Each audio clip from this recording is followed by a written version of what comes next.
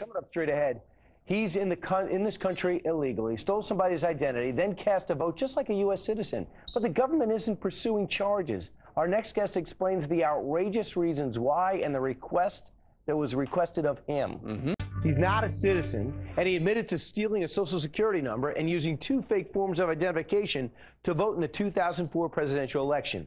Now he wants to become an American citizen the legal way, and he's got the Department of Homeland Security behind him. But one government worker in Tennessee is shocked that they are clearing a path to citizenship for this man and wonder, does it happen elsewhere? That woman is Putnam County, Tennessee Administrator of Elections, Debbie Steidel. Debbie, thanks for joining us.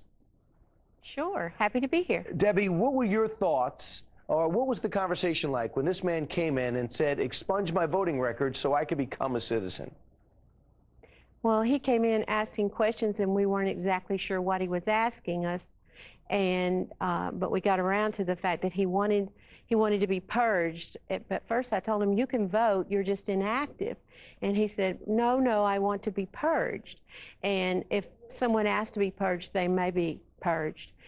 But it was 2 days, I believe, before the election. You don't purge right before an election. So we asked him if he would come back the day after the election. He had a piece of paper with him that was explaining why he wanted to be purged. And he showed it to me, and I asked if I might make a copy of it, and he could keep the original, and then we'd have everything ready for him for the day after the election. What did purge mean? Purge the voting record? Purge the fact that he voted?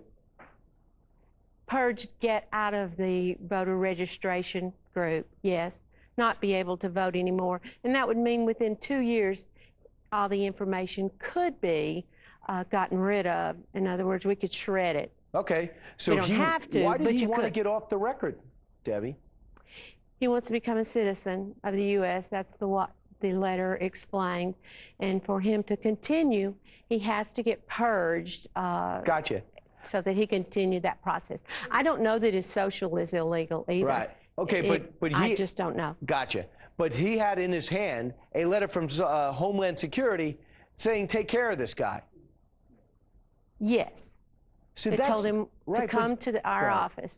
So this is unbelievable because he voted. He had said, I voted, I shouldn't, now I'm finally going to become a citizen, purge my voting record so I can become a citizen. This is all backwards. You can't make heads or tails of this. You know what I'm wondering reading this story? Does this happen elsewhere? And how did he get that letter?